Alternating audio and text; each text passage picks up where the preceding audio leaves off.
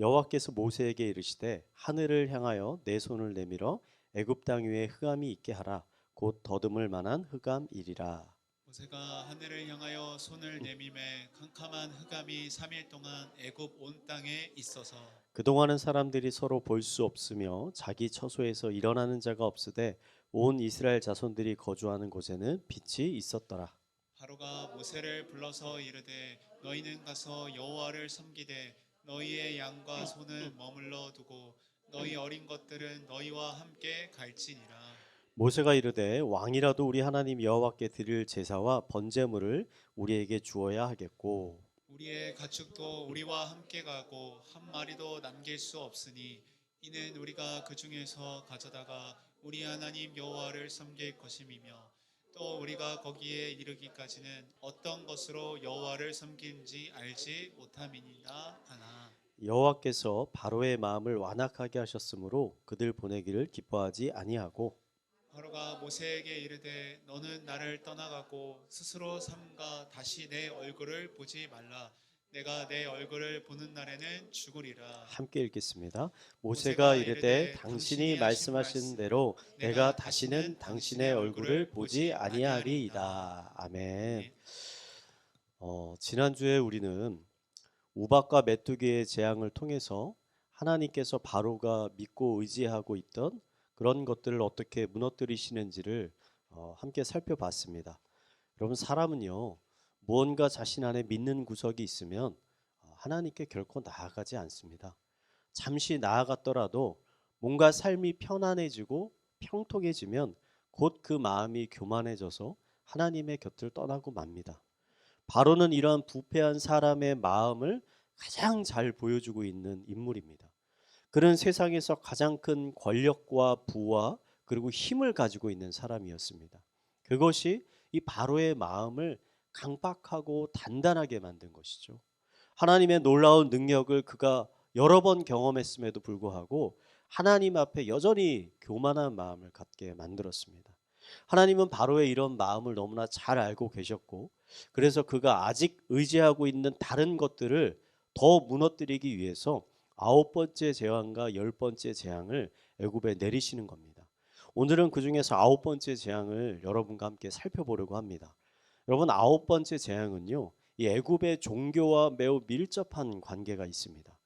종교와 밀접한 관계가 있다는 것은 이것이 단순히 먹고 사는 문제가 아니라 그가 믿고 있는 세계관과 깊은 관계가 있다라는 것을 가리킵니다. 그래서 오늘 설교의 내용이 매우 중요합니다. 여러분, 기독교인과 세상 사람들이 뭐가 다를까요?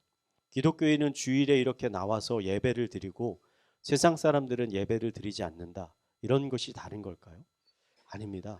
믿는 자들과 믿지 않는 사람들의 가장 큰 차이는 생각의 차이입니다. 생각의 차이. 이 생각의 차이가 여러분 믿음의 차이를 가져오고 믿음의 차이가 삶의 차이를 가져오게 되는 겁니다. 저는 오늘 말씀을 통해서 우리 믿는 자들이 어떠한 생각과 어떠한 믿음을 가지고 이 세상을 살아가야 하는가를 여러분과 함께 나누려고 합니다. 부디 오늘 설교를 통해서 우리가 보는 눈과 생각이 하나님의 관점으로 변화되는 은혜가 있기를 간절히 축원드립니다. 우리 옆에 분에게 이렇게 권면합시다. 하나님의 눈으로 바라봅시다. 하나님의 눈으로. 네.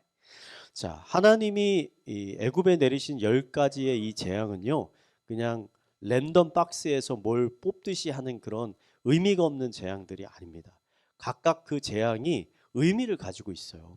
지난주에 살펴봤던 그 우박과 메뚜기의 재앙은 바로가 의지하고 있던 이 식량과 재물을 공격해서 그의 마음을 겸손하게 만드는 재앙이었죠. 그래서 우박과 메뚜기로 인해서 경제적으로 큰 손실을 입었지만 여러분, 바로의 마음이 아직 완고했습니다. 왜냐하면 그가 아직 믿고 있는 것이 있어요. 그 중에 대표적인 게 뭐였냐면 종교였습니다. 종교. 애굽은 다신교였습니다. 여러분, 다신교는 세상에 신이 한 분만 있는 게 아니라 수많은 신이 있다라고 생각하고 믿는 것이죠. 그래서 이집트 신화를 한번 살펴보면 이집트 신화는 어떻게 시작하냐면 태초에 아무것도 없습니다. 그리고 굉장히 혼돈한 세상이었어요.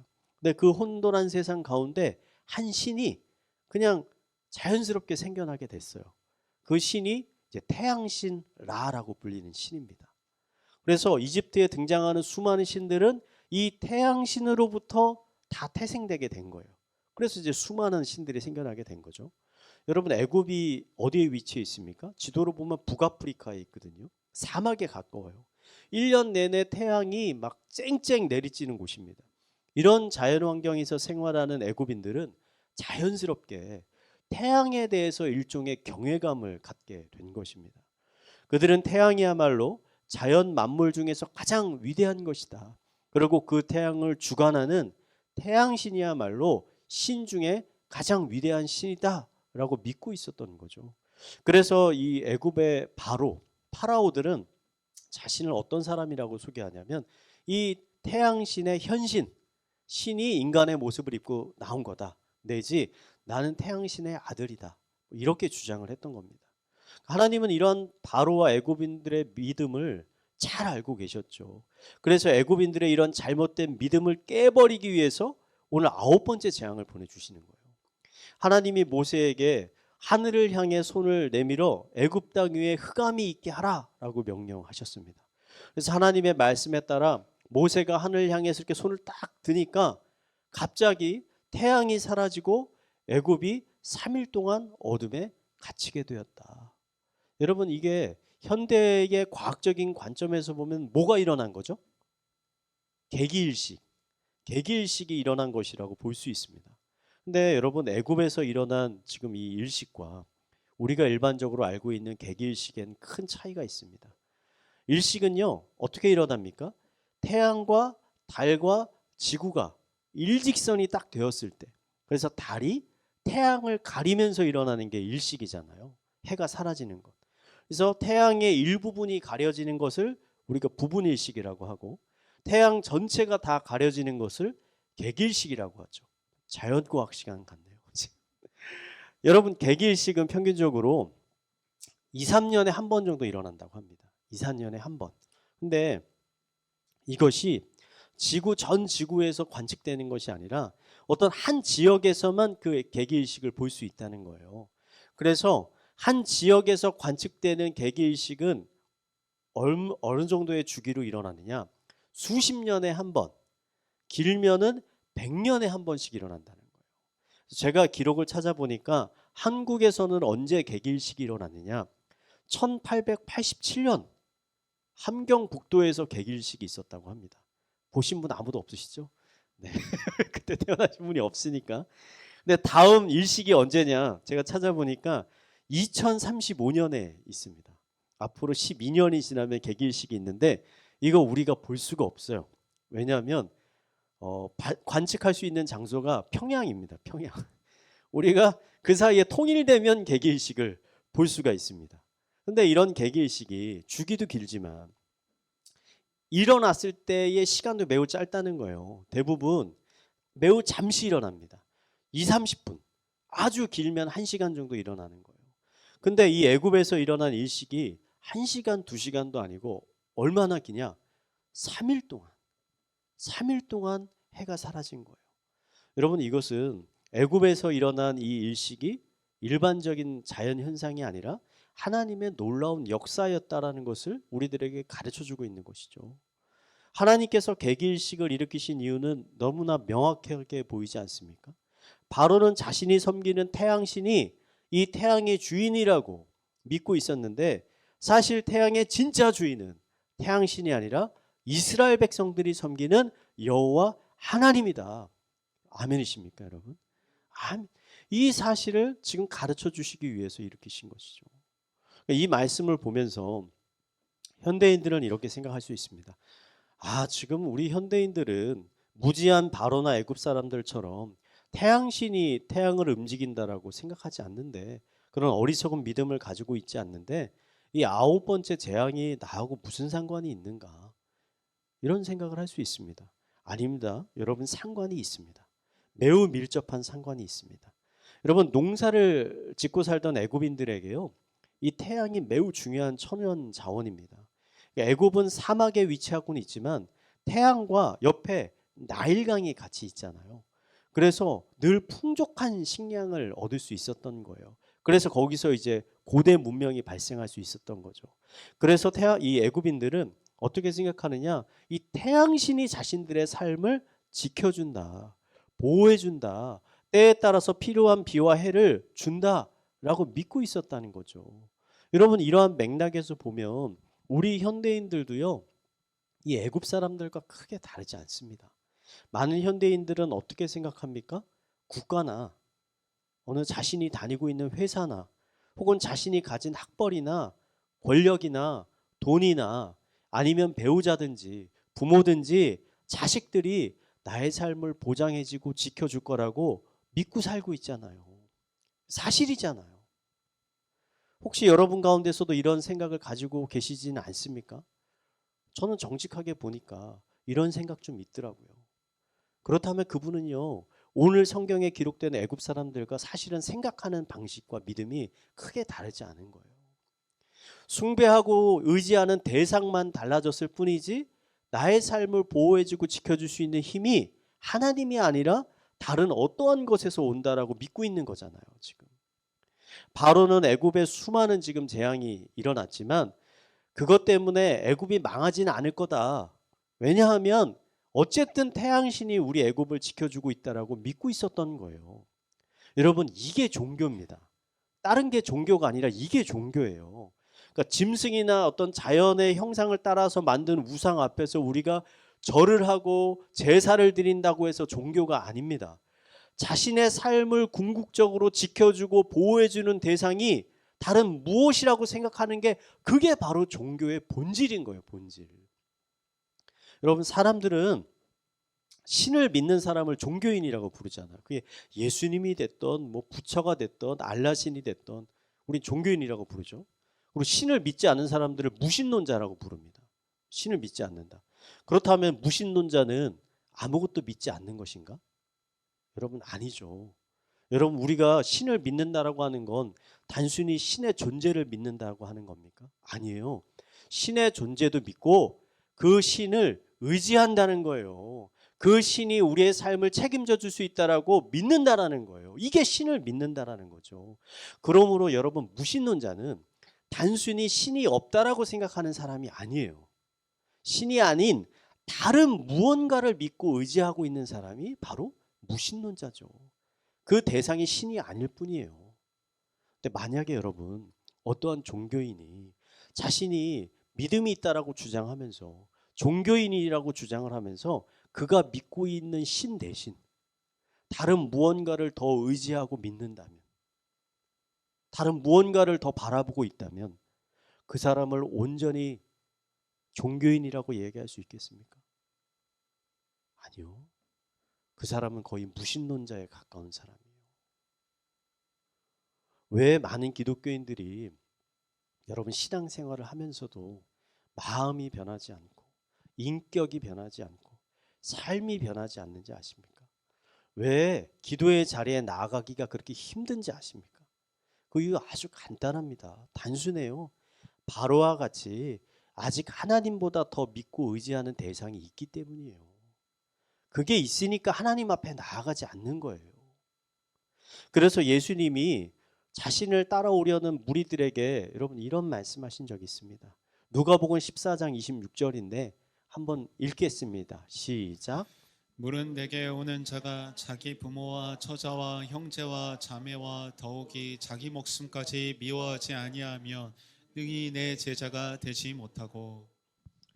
여러분, 이 말씀에서요, 미워한다라는 말은 정말 사람을 미워하라는 말이 아닙니다. 이것은 누군가를 덜 사랑하라, 누군가를 덜 의지하라는 히브리어식 표현이에요. 히브리어식. 그러니까 즉 뭐라고 말씀하시는 거냐면 예수님은 부모나 배우자나 형제 자매를 예수님보다 더 사랑하고 더 의지하는 사람은 예수님의 진정한 제자가 될 수 없다라고 말씀하신 거예요. 저는 예수님의 이 비유가 너무 적절하다. 너무 적절하다고 생각해요. 왜냐하면 많은 사람들에게 가족은 어떠한 대상이냐? 사랑의 대상이기도 하지만 가장 의지하고 있는 대상이기도 하기 때문이에요. 그렇죠? 우리가 한번 정직하게 생각해 보세요. 믿는 사람들도요, 하나님보다 내 배우자, 아니면 내 자식, 내 부모를 의지하며 사는 경우 정말 많습니다. 근데 예수님의 말에 따르면 어떻게 되는 거예요? 그런 사람들은 예수님의 진정한 제자가 될 수 없다는 거예요. 애굽에 앞으로 10개가 아니라 20개, 30개의 재앙이 일어나도요, 애굽을 지켜주는 신이 태양신이라고 믿는 한 여러분 바로의 마음은, 강팍한 마음은 결코 변하지 않습니다. 그는 결코 하나님 앞에 겸손하지 않을 것이고 하나님을 섬기지도 않을 것입니다. 저는 이 부분을 다시 한번 강조하고 싶습니다. 어떠한 사람이 진정한 예수님의 제자가 될 수 있는가? 좋은 신앙의 환경에서 태어나서 좋은 배경과 좋은 성품을 가진 사람일까? 아니면 성실하게 예배도 잘 참석하고 봉사도 하고 사람들에게 잘 베푸는 사람일까? 이런 사람이 정말 예수님의 제자가 될 수 있을까? 여러분, 아니라는 거예요. 그것이 아니라는 거예요. 예수님의 진정한 제자가 되는 사람은 어떤 사람이냐? 예수님 외에는 아무런 소망이 없다라고 생각하는 사람이에요. 예수님 말고는 의지할 곳이나 사람이 없는 사람, 그래서 예수님만 바라볼 수밖에 없는 사람이 진짜 예수님의 제자가 될 수 있다는 거예요. 여러분, 복음서를 읽어보면요, 우리가 예수님 만나서 구원을 얻는 사람들을 발견하지 않습니까? 근데 어떤 사람들입니까? 대부분 소망이 없는 사람들이에요. 소망이 없어요. 질병에 걸려서 의사를 찾아갔는데 낫지가 않아요. 귀신에 들렸는데 아무리 사람들이 와서 안수기도를 해도 귀신이 떠나가질 않아요. 아무리 열심히 일을 했는데도 이 가난이 벗어지지가 않는단 말이에요. 아무리 열심히 살아도, 아무리 사람들과 잘 지내려고 해도 사람들에게 배척당해서, 무시당해서, 거절당해서 누구에게도 의지할 것이 없는 사람들, 이런 사람들이 예수님을 만나서 구원을 얻고 은혜를 누리게 되었다는 겁니다. 병든 자에게야 의사가 필요 있는 겁니다. 내가 건강하다라고 생각하는 사람, 그런 사람은 예수님을 만날 수 없다는 거죠. 만약에 여러분 하나님 없이도 나의 삶이 평안하고, 하나님 없이도 내 미래가 염려되지 않고, 하나님 없이도 그냥 그럭저럭 행복한 삶을 살고 있다면 여러분, 그거는 복이 아니라 화입니다. 축복이 아니라 불행입니다.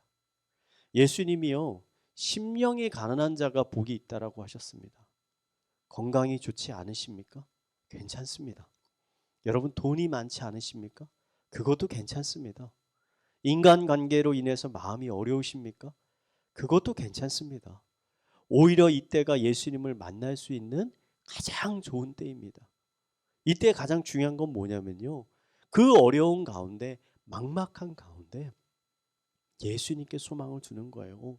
하나님, 내게 왜 이런 어려움을 주시냐고 하나님과 싸우고 불평하는 것이 아니라 오히려 그 가운데 하나님을 더 의지하고 지금껏 내가 의지하고 있던 모든 것들을 내려놓고 하나님께 나아가는 것, 그 긍휼을 구하는 것이 중요하다는 거죠. 그럴 때 우리는 놀라운 하나님의 능력과 여러분 은혜를 경험하게 되는 것입니다. 하나님의 살아계심을 경험하게 되는 것이죠. 우리 옆에 분에게 이렇게 한번 권면할까요? 이제 모든 것을 내려놓읍시다. 여러분, 저는 9번째 이 재앙을 살펴보면서 우리가 좀 더 주목해서 살펴봐야 할 부분이 있다라고 생각이 됩니다. 그게 10장 23절의 말씀이에요.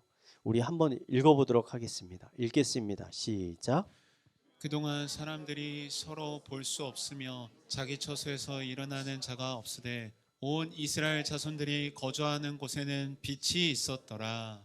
자, 여러분, 3일 동안 온 애굽이 어둠 가운데 고통을 받고 있을 때 이스라엘 백성들은 빛을 찾아 헤맬 필요가 없었습니다.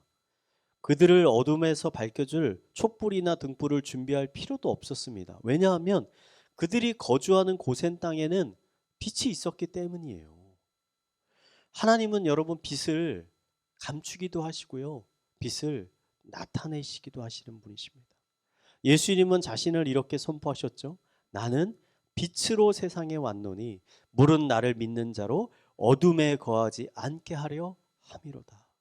예수님은 자신을 어떻게 소개하십니까? 빛으로 소개하세요.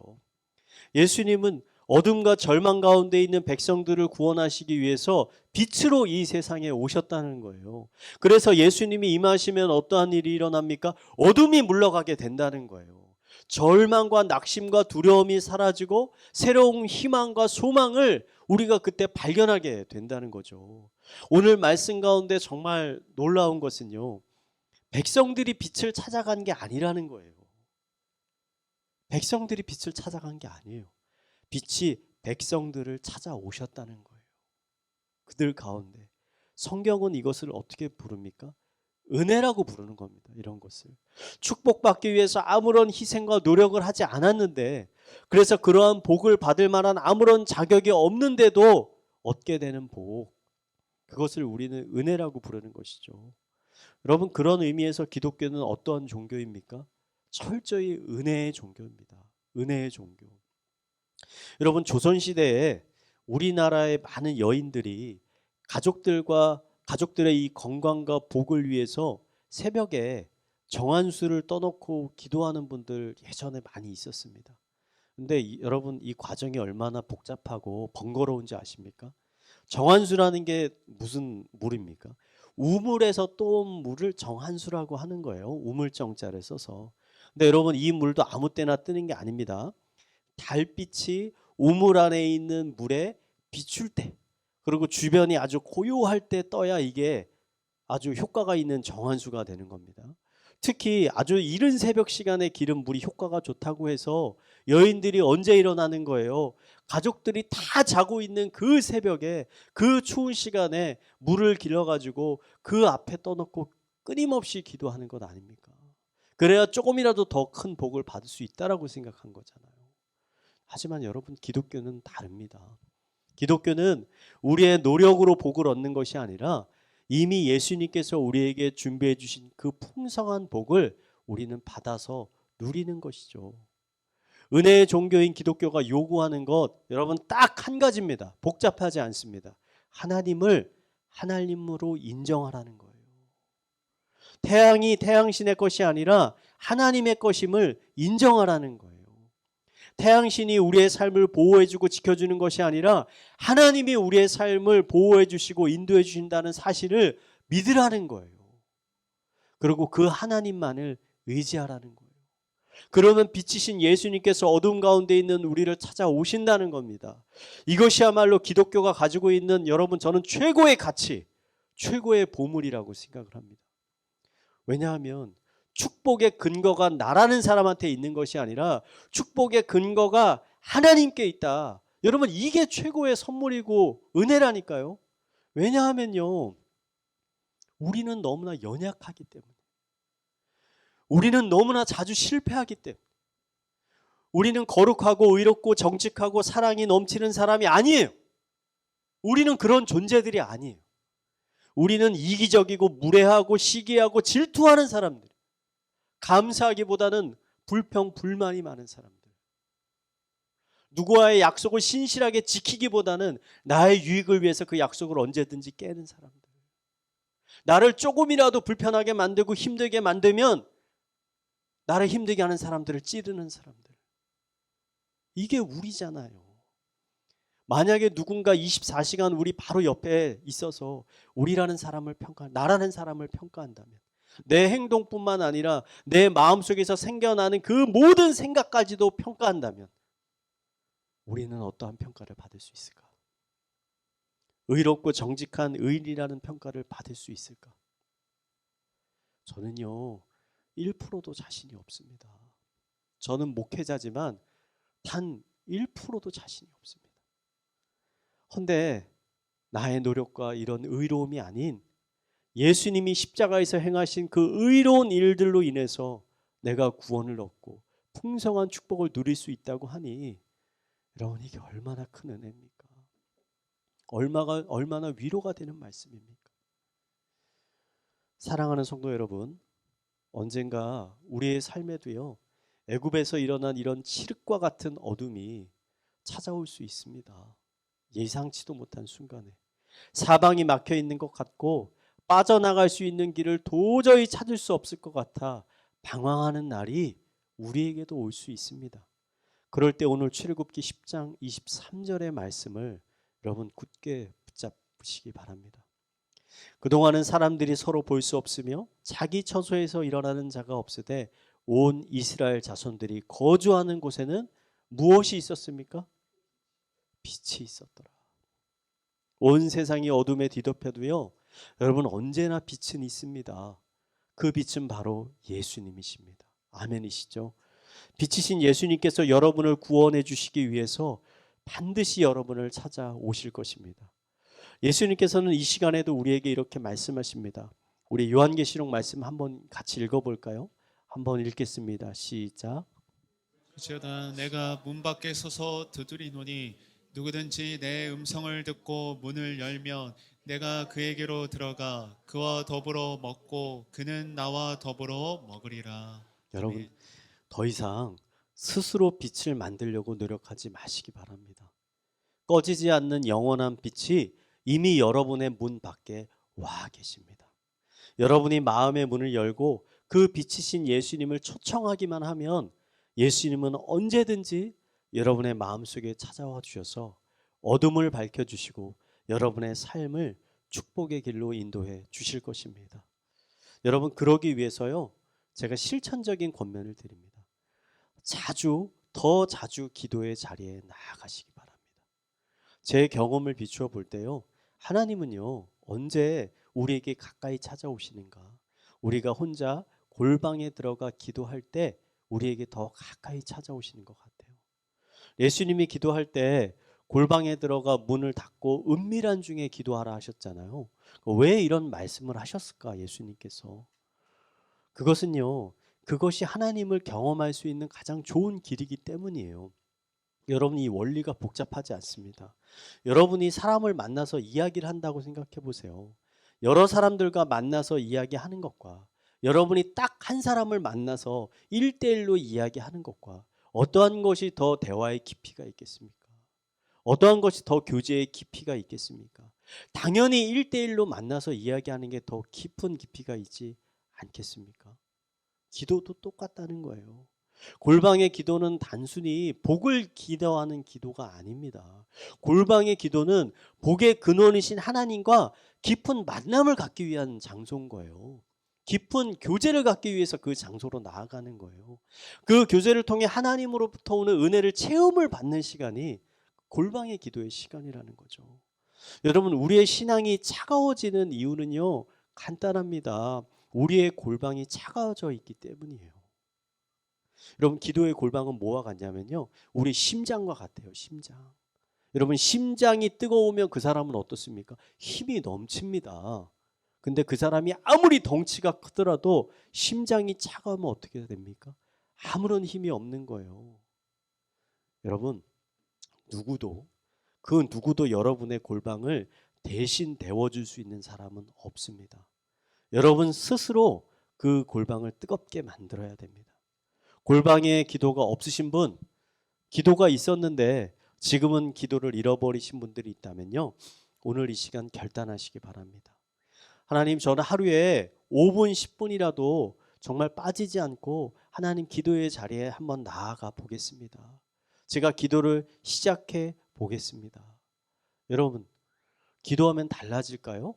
달라집니다. 반드시 변화가 있습니다. 세상이 변하든지 내가 변하든지 기도하면 달라져요. 세상이 변하든지 내가 달라든지. 여러분을 위해서 기도하시고요. 여러분의 가족들을 위해서 기도하시고요. 여러분 또 특히 교회를 위해서 기도하시기 바랍니다. 그것이 여러분의 삶을 빛 가운데로 인도할 것입니다. 이 시간 함께 하시는 모든 성도님들이 이 기도를 통해 하나님의 살아계심을 더 깊이 경험하고 하나님이 주시는 풍성한 은혜를 누리게 되기를 이 시간 마지막으로 축원드리겠습니다.